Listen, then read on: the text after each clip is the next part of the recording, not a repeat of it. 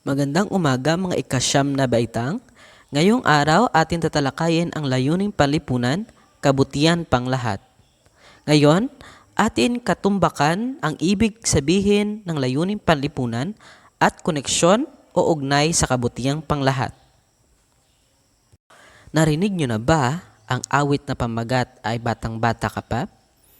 Ito ang nagpapahiwatig na noon may mga bagay na di mo pwedeng pakialaman dahil bata ka pa. Pero lumilipas ang mga taon na mahalagang makialam ka, lalo nang makakabuti at layunin pang lipunan. Ayon kay Dr. Manuel D. Jr., isang propesor ng filosofiya, na ang buhay ng tao ay panlipunan. Walang sinuman tao ang maaring mabuhay para sa kanyang sarili lamang dahil ang tao ay nabubuhay ayon sa kanyang paligid at karanasan.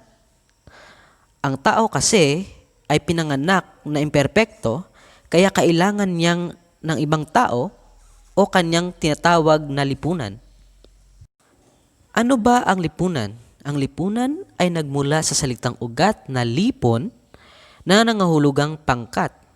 Ang mga tao ay mayroong kinabibilang pangkat na mayroon isang tunguhin o layunin. Halimbawa, LGBTQ community, mga guro, at iba pang organisasyon na iisa ang mitiin at hangarin. Mayroon din tayong tinatawag na komunidad na ibig sabihin ay communist o common sa Ingles o magkapareho. Sa komunidad, hindi tunguhin o layunin ang pinag-uusapan, kundi ang interes, ugali, o pagpapahalaga sa bahagi ng isang partikular na lugar.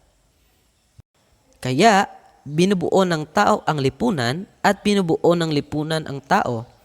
Kaya, kabutihan ng lahat, hindi lang ng nakararami. Katulad ng pag-imbento ng ilaw, ang nakinabang nito ay lahat, hindi lang partikular na tao o grupo. Kaya ito ang rason bakit likas sa tao na mamuhay sa lipunan dahil ang tao ay nabubuhay lamang sa lipunan. Una, dahil ang tao ay hindi perpekto at likas sa tao na magbahagi at magmahal. Pangalawa, dahil ang tao ay may pangangailangan o kakulangan at ang pinakarason ay hindi makakamit ng tao ang kanyang kaganapan kung hindi siya matutugunan ng lipunan ang kanyang pangailangan ayon sa libro The Person and the Common Good. Ayon kay Dr. Manuel D. Jr., sa kanyang pananaw, sa binubuo ng tao ang lipunan, binubuo ng lipunan ang tao. Dahil sa pagmamalasakit at pagtulong ay umusbong ang pagtitiwala tungo sa mithin ng tao. Ayon naman kay St. Thomas Aquinas, isang philosopher at theologian noong medieval period, sabi niya, sa pamamagitan lamang ng lipunan, makakamit ng tao ang layunin ng kanyang pagkakalika. Ibig sabihin, dahil sa lipunan, dito malalaman o makakamit ang totoong pakay bakit nilikha ang tao. Dito malalaman ng isang individual bakit siya nilikha dahil ang tao ay para sa iba, hindi sa kanyang sarili. Ang panlipunan at kabutihang panglahat. Pakitingnan ng mabuti, kabutihan at lahat. Ibig sabihin, kabutihan para sa lahat. Ano ba ang ibig sabihin ng kabutihan pang lahat ayon sa obhetong pananaw? Ito ang kabutihan para sa bawat isang individual na nasa lipunan. Ibig sabihin ay tinitingnan kung ito ay nakakabuti sa individual, hindi sinasabi sa isang grupo lang o organisasyon. Ikalawa, dapat ay may pangkahalatang kondisyong pantay lahat ng kasapi sa lipunan. Ito ay kabutihan para sa bawat isang individual, hindi sa pangsariling kapakanan. Ayon kay John Rawls, isang mamilosobyang Amerikano, ang kabutihang panglahat ay pangkalahatang kondisyon, ibig sabihin, kondisyong pantay na pantay para sa kapakipakinabang ng lahat. Dapat lahat ay napapabilang dahil kung hindi, ay hindi ito matatawag na kabutihang panglahat. May tatlong elemento ang kabutihang panglahat. Ano bang ibig sabihin ng tatlong ito? Dahil kung wala ang elementong ito, walang purpose o halaga ang kabutihang panglahat. Halimbawa, ay magluluto ka ng adobo, hindi matatawag na adobo kung walang elemento ng toyo o paminta, kaya tinatawag siya na elemento. Ang unang elemento, paggalang sa pagkatao ng individual. Ang ibig sabihin nito ay ang tao kasi ay may dignidad. Kapag ginagalang ang dignidad, ay ito rin ang paggalang sa kanyang karapatan o karapatang pantao. Ang hindi paggalang sa karapatan ng isang tao ay hindi pagsunod sa kabutihang panglahat. Ang pangalawang elemento, ang tawag ng katarungan o kagalingan panlipunan. Ang ibig sabihin nito ay tungkulin ng pamahalaan na bigyan ang tao ng pangunahing kagalingan tulad ng sapat na pagkain, alaga sa kalusugan, mabuting trabaho, edukasyon at iba pa. Ibig sabihin, mayroon tayong karapatan na dapat mabigay sa lahat kasi katarungan at karapatan yon ng lahat ng tao. Kung ang nabanggit ay hindi lubos na ibigay ng isang pamahalaan, ibig sabihin ay labag ito sa kabutihang panglahat. Ang pangatlong elemento ay kapayapaan at kaligtasan. Ay dapat maayos at mapayapa sa kanilang ugnayan at matiyak ang kanilang kaligtasan. Ibig sabihin, tungkulin ng makapangyarihan na proteksyonan ng isang bansa. Halimbawa, ang ating kapulisan at sundalo na matiyak ang kaligtasan ng lahat. At ipatupad ang batas na karapat-dapat upang maayos ang kalakaran sa pamayanan na kahit mahirap man o mayaman ay protektado ng batas. Ito naman ang mga hadlang sa pagkamit ng kabutihang panglahat. Una ay nakikinabang lamang sa benepisyong hatid ng kabutihang panglahat. Ibig sabihin ay nakinabang ka lang subalit tinatanggihan mo ang bahagi na dapat mo rin gampanan upang mag-ambag sa pagkamit nito. Halimbawa, sa paggamit ng tubig, ay lahat ng tao ay dapat makinabang dito.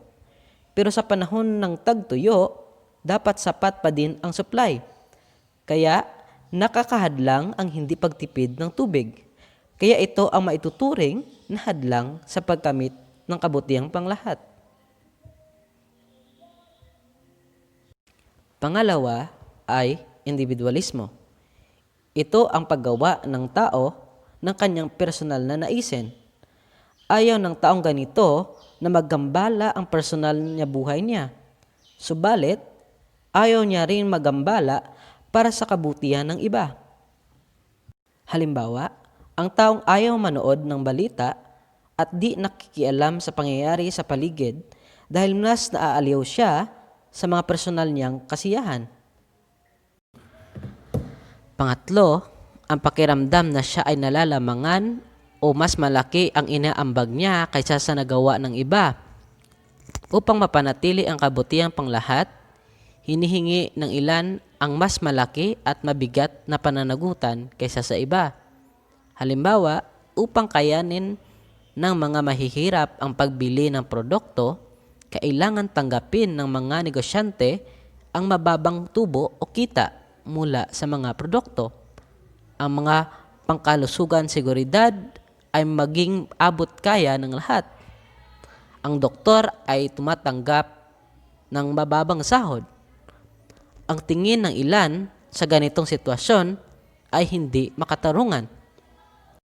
Kung sa palagay mo na ang lipunan ay nagkokompetensya sa iyo, ito ay mali dahil ang buhay ay di karera. Kaya, isa ito sa hadlang sa kabutihang panglahat. Mga kondisyon sa pagkamit ng kabutihang panglahat, ayon kay Jose de Torre. Ano naman ang ibig sabihin ng kondisyon? Kanina, hinalimbawa ko ang pagluto ng adobo. Kung ang elemento ay maituturing na ingredients, ang kondisyon naman ay maituturing na step o hakbang. Kung uunahin mo ang paminta sa mantika, hindi na yon kondisyon na masarap na adobo. Yan ang ibig sabihin ng kondisyon kung paano makakamit ang kabutihang panglahat ayon sa aking halimbawa. Una, ang lahat ng tao ay dapat magbigay ng pagkakataong makakilos ng malaya, gabay ang dialogo, pagmamahal at katarungan. Mahalagang malaman ang tunay na kahulugan ng kalayaan dahil mapanganib ito kung ang kalayaan na nasa isip mo ay walang hangganan. Dahil ang kalayaan na walang hangganan ay pwedeng makakaapak sa ibang kalayaan na ito ay maituturing na pang-aabuso. Ang dialogo naman ay mahalaga upang maibahagi ang saloobin, damdamin at pananaw. Kung walang dialogo, lahat ng tao ay hindi magkaintindihan. At ang tinatawag na pagmamahal at katarungan, ang dalawang ito ay susi upang makamit ng lipunan ang kanyang tunay na layunin at tunguhin. Pangalawa, ang pangunahing karapatan pantao ay nararapat na pahalagahan. Hindi magiging ganap ang isang lipunan at ang mga taong kasapi nito kung hindi naigagalang ang kanyang pangunahing karapatan bilang tao. Hanggat nananaig ang diskriminasyon sa lipunan, nagpapahiwatig ito na hindi paganap ang pagsasalang-alang ng mga tao sa kabutihang panglahat. Pangatlo, ang bawat individual ay nararapat mapaunlad patungo sa kanyang kaganapan. Ang lipunan ang nararapat na maging isang instrumento upang makamit ng tao ang kanyang kaganapan o mapaunlad ang ito bilang tao. Hindi lang dapat ang tao ang bumubuo sa lipunan, dapat binubuo din ng lipunan ang tao para mapaunlad niya ito at maging matagumpay ito. At pangwakas, hindi namimili ng edad o antas sa buhay ang pagtitiyak na mananaig ang kabutihang panglahat. Ito ay nakakabatay sa iyong puso at pagmamalasakit sa iyong kapwa. Salamat sa panonood. Inaasahan ko ang iyong pagkatuto sa videong ito. Please subscribe.